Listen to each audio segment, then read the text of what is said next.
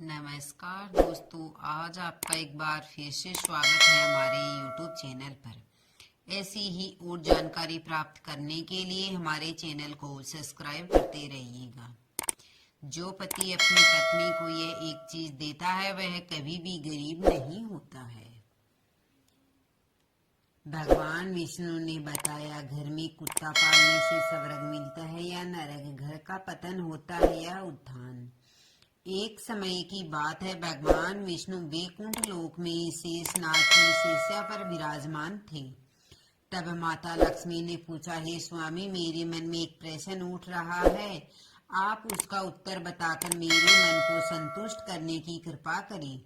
भगवान विष्णु ने कहा, हे देवी लक्ष्मी, ठीक है, आप अपना प्रश्न बताइए। मैं आपको आपके प्रश्न का उत्तर देकर आपके मन को संतुष्ट करने का पूरा प्रयास करूंगा। माता लक्ष्मी ने कहा, हे स्वामी, मेरा प्रश्न यह है कि घर में कुत्ता पालने से इंसान को स्वर्ग मिलता है या नरक, सुख मिलता है या दुख, गरीबी आती है या अमीरी, उत्थान होता है या पतन। माता लक्ष्मी का प्रश्न सुनने के बाद भगवान विष्णु ने कहा, हे देवी लक्ष्मी, आप यह प्रश्न बहुत ही महत्वपूर्ण और ज्ञानवर्धक है। यह मानव जाति के कल्याण के लिए अत्यंत ही महत्वपूर्ण प्रश्न है। इसलिए मैं आपको इस प्रश्न का उत्तर एक छोटी सी कहानी के माध्यम से देता हूँ। इसलिए मैं आपको जब तक यह कहानी सुनाऊं तब तक इस कहानी को पूरा और मन से सुनना, क्योंकि आधी अधूरी कहानी सुनने से हमेशा आधा अधूरा ज्ञान ही प्राप्त होता है, जो जीवन में कभी काम नहीं आता है। फिर माता लक्ष्मी ने कहा, हे प्रभु, ठीक है, मैं आपको वचन देती हूँ कि जब तक आप कहानी सुनाएंगे मैं इस कहानी को पूरा और मन से सुनूंगी। देवी लक्ष्मी कहती है, हे प्रभु, आप कहानी को प्रारंभ कीजिए। फिर भगवान विष्णु कहानी सुनाना प्रारंभ करते हैं और कहते हैं, एक गांव में एक बुढ़िया रहती थी। वह बहुत दान पुण्य और पूजा पाठ करती थी। उस बुढ़िया को कुत्तों से बहुत ही लगाव था, इसलिए उसने अपने घर पर एक कुत्ते को पाल रखा था। वह उसे रोज स्नान कराती, खाना खिलाती और बिस्तर पर सुलाती थी। उस बुढ़िया के घर में वह कुत्ता हर स्थान पर घूमने फिरने के लिए स्वतंत्र था। फिर एक दिन अचानक उस बुढ़िया की तबीयत खराब हो जाने के कारण उसकी मृत्यु हो जाती है। जब बुढ़िया की मृत्यु हो जाती है तब बुढ़िया के बेटे और बहुए आते हैं और अपनी माँ का अंतिम संस्कार करते हैं। बुढ़िया की मृत्यु के बाद यमराज ने अपने यमदूतों को भेजा और कहा कि तुम जाओ और उस बुढ़िया को लेकर आओ। प्रिय दोस्तों, जैसे ही यमदूत उस बुढ़िया को लेने के लिए आते हैं तो वह बुढ़िया यमदूतों के साथ जाने लगती है। थोड़ी दूर चलने के बाद रास्ते में एक बहुत ही गहरी नदी आई। वहां पर पहुंचकर यमदूत उस बुढ़िया से कहने लगे, क्या तुमने कभी अपने जीवन में गाय का दान किया है? क्योंकि हमें यहाँ से आगे जाने के लिए इस नदी को पार करना पड़ेगा और इस नदी को पार तुम तभी कर सकती हो जब तुमने अपने जीवन में कभी गाय का दान किया हो। यमदूतों की बात सुनकर वह बुढ़िया सच्चे मन से गाय माता का ध्यान करने लगी, क्योंकि उसने गाय का दान किया था।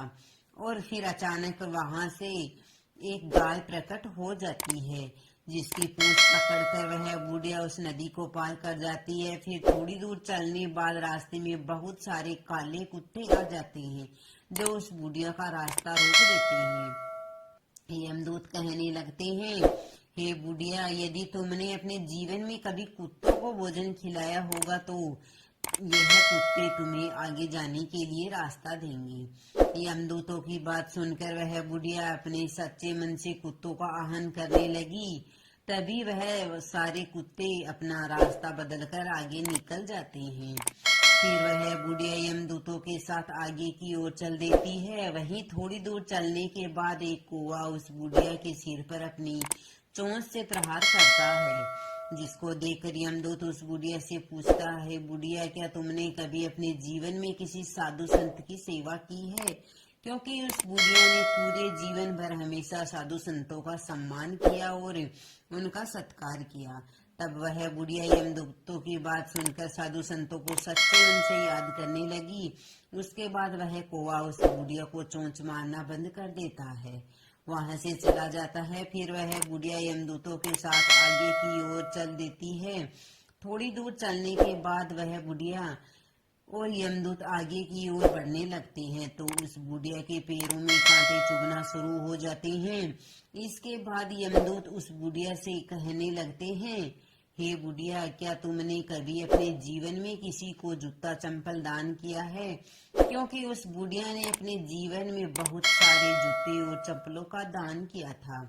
जिसके बाद वह बुढ़िया उन यमदूतों की बातें सुनकर जूते चप्पलों का आह्वान करना शुरू कर देती है। देखते ही देखते उस बुढ़िया के पैरों में चप्पलें आ जाती है और फिर वह बुढ़िया और यमदूत आगे की ओर चल देते हैं।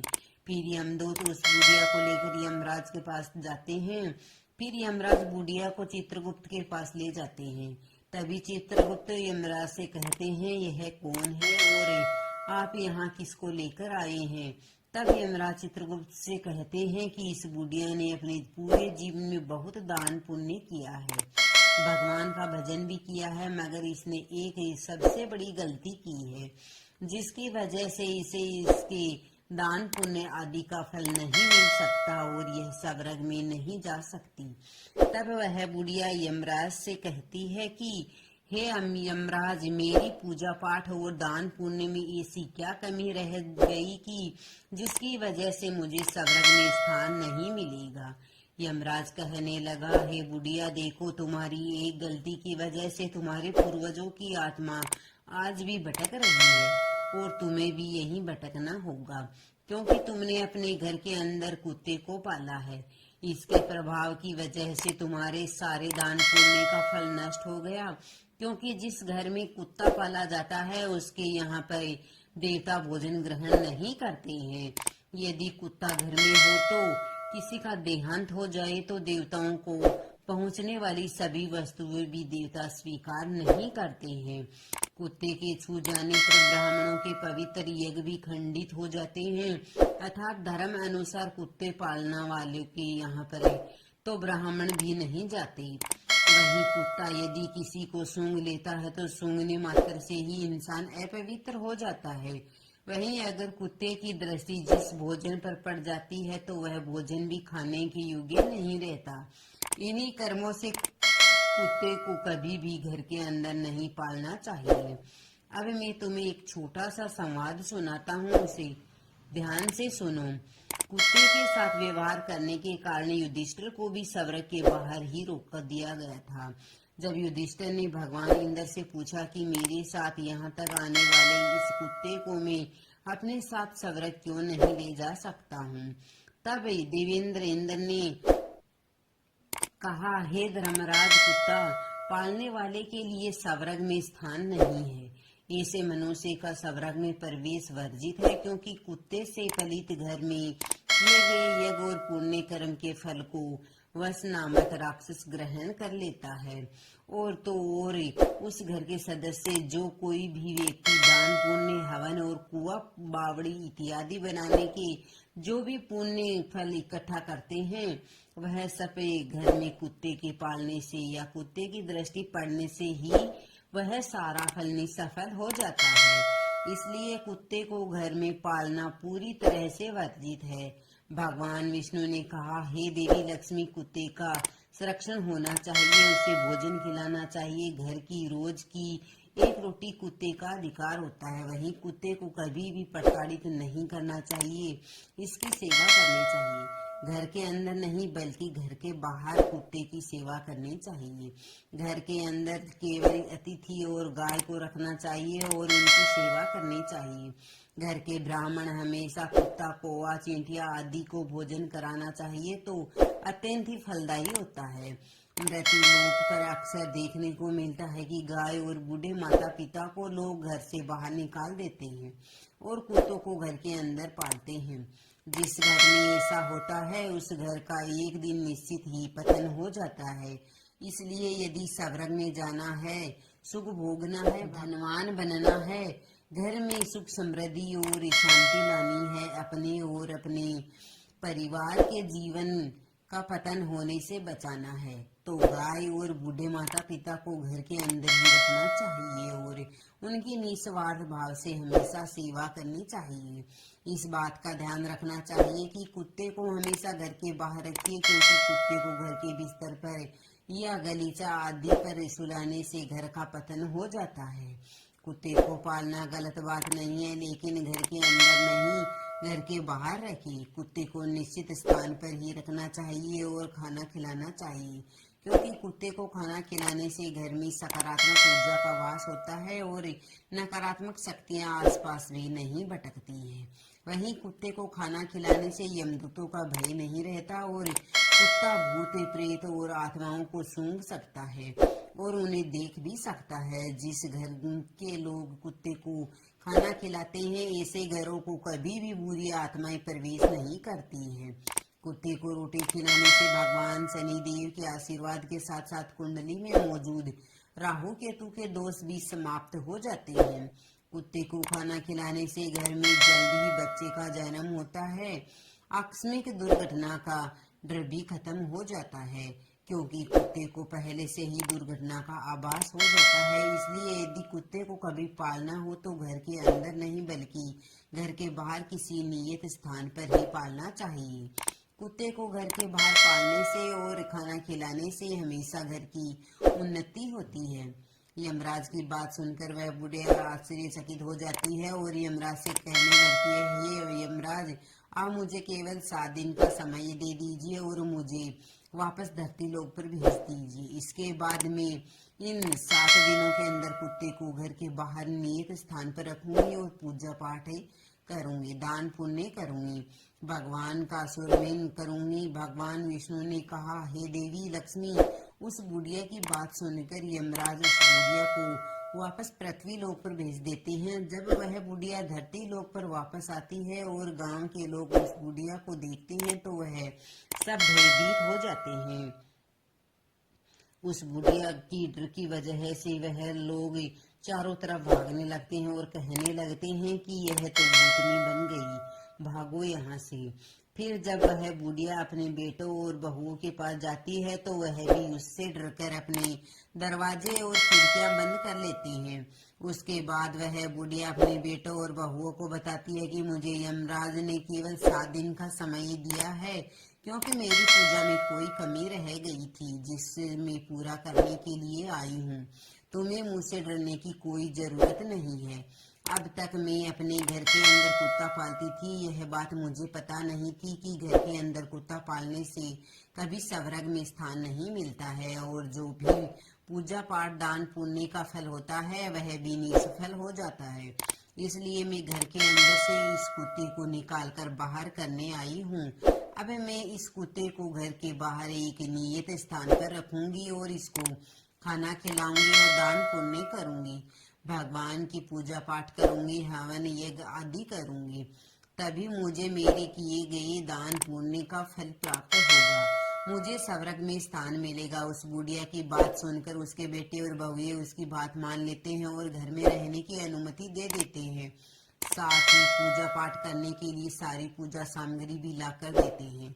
फिर घर के अंदर आने के बाद वह बुढ़िया उस कुत्ते को घर से बाहर निकालती है और घर से बाहर एक नियत स्थान पर रखती है, उसको भोजन खिलाती है। फिर धीरे धीरे वह बुढ़िया भगवान का नाम सुरमिन करती है, भगवान का भजन कीर्तन करती है, भगवान को भोग लगाती है, दान पुण्य करती है, हवन यज्ञ आदि करती है, गाय को भोजन खिलाती है।